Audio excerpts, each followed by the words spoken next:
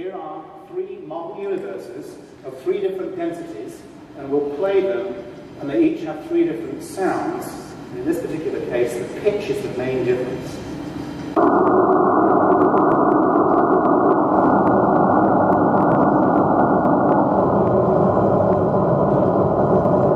This is a piece of cake, right? So you could listen to that and say, oh, we live in an omega equals 1 universe.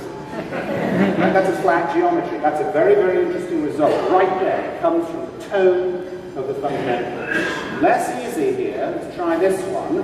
We have 3 universes of different atomic content. We start with the 8%, then the 4%, and the 2%.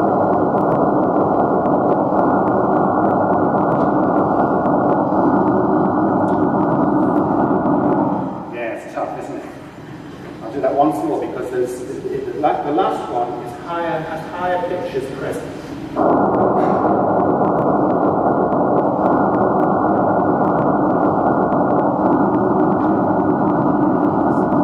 Our ears are not in fact as good as these graphs. The graphs is just a piece of cake, 4%. That's the baryon content in the universe that comes out of that result. I need to remind you that about a dozen parameters which are now measured to about 1% accuracy, many of them from this acoustic analysis of the microwave background.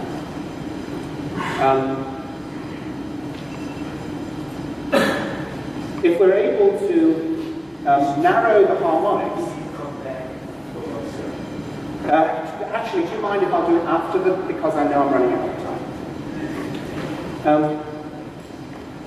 The reason that the sound is not in fact melodic, you might think it should be, the harmonics and the fundamental, is because the harmonics are in fact quite broad.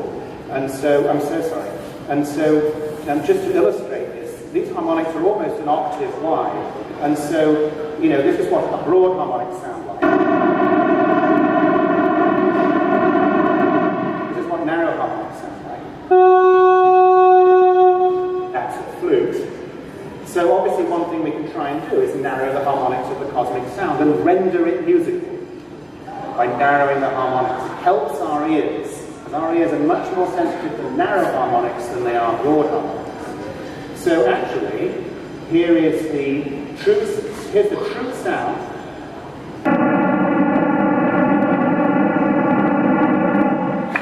And here is the narrow sound, narrow harmonics.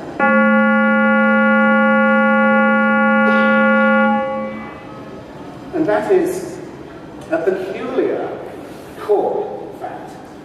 When you look at the separation of these notes, you can do a musical analysis. The separation between these two is between a major and a minor third. In fact, as I'll point out in a minute, as time evolves, the universe is born with a minor third, and it evolves into a major third. Yes. It gets happier as time goes on.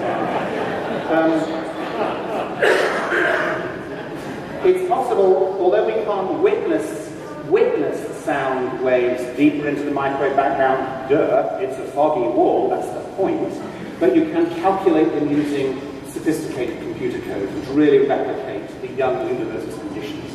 So the sound of 60,000 years, not 300, the sound of 60,000 years is this.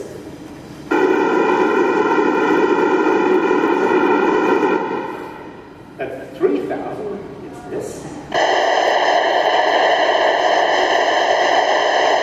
And of course the pitch is higher, and the reason is that there hasn't been as much time to activate the large orbit parts. After 3,000 years, the biggest ones that can oscillate are only 3,000 light years across, much smaller than later. That's why the pitch is dropping. So obviously if we chain them all together, let's listen to the first 400,000 years in 10 seconds. Okay? And you'll witness here the changing sound spectrum of all the harmonics. This is the colour of the universe. It starts out 100 years after the Big Bang with X-ray hot, and there are other trackers here. But let's just listen. Watch.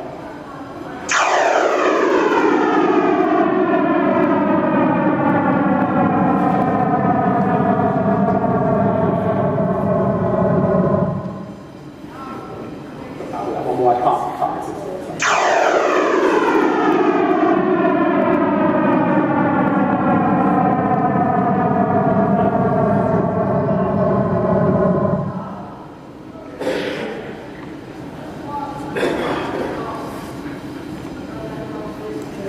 I'm having fun here, obviously. This isn't real physics and stuff. I mean, we're doing fun stuff. And so I pushed this just a little bit further. So I was contacted by a sound artist. Sounds like an oxymoron, but it's not. A sound artist who wanted to take this work, as it were, and produce something of a choral piece, an 8-part vocal choral piece.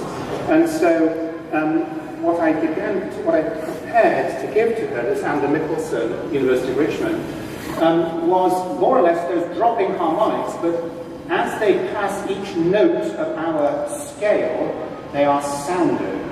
And they are sounded with the appropriate loudness given by the blue curve. So here's the loudness in decibels of each harmonic. And the notes are articulated, and this is what I provided for as a starting point for then composing a vocal piece. And this is what I'm ending on. So let's just listen to briefly.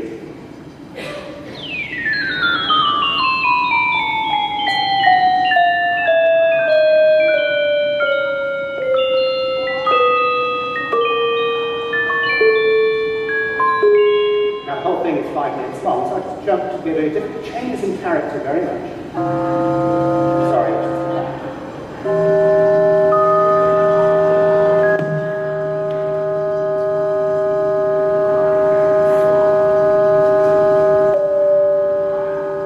different harmonics being articulated as we go by. Just as it slides down past each note, they're articulated and held at the default time in a second.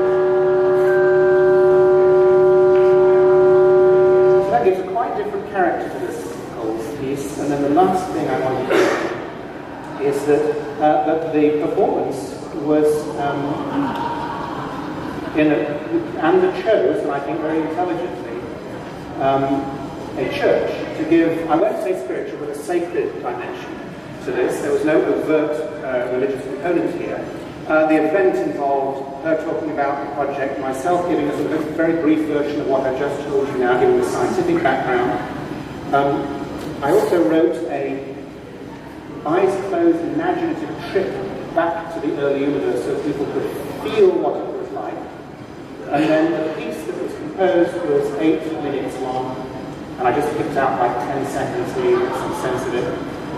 We begin with a few seconds of hiss, and the hiss was evoked by the quantum fluctuations in the early universe, which give a sound spectrum, a power spectrum, P of K proportional to K, and that's a hiss.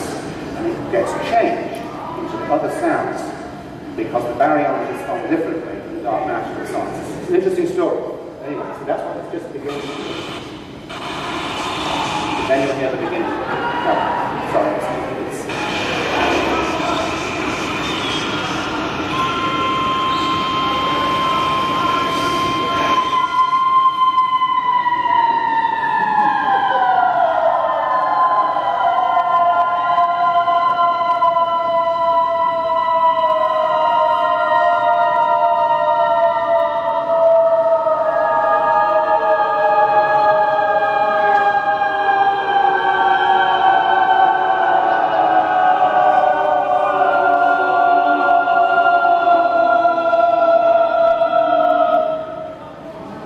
I wasn't going to play more anyway, but I'm certainly running out of time. That's what I'm going to end on. Let me just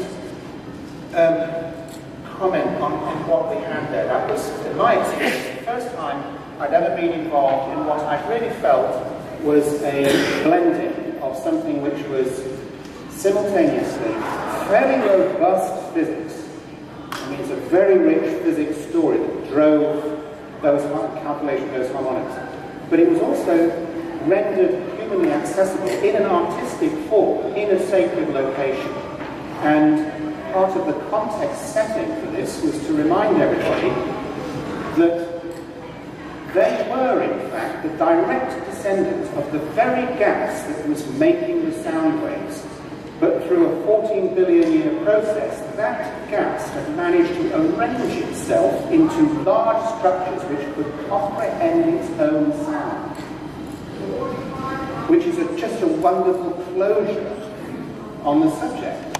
And I, for one, I mean, it was Anders' project. I thought it was just a really nice thing, actually. And okay, that's it.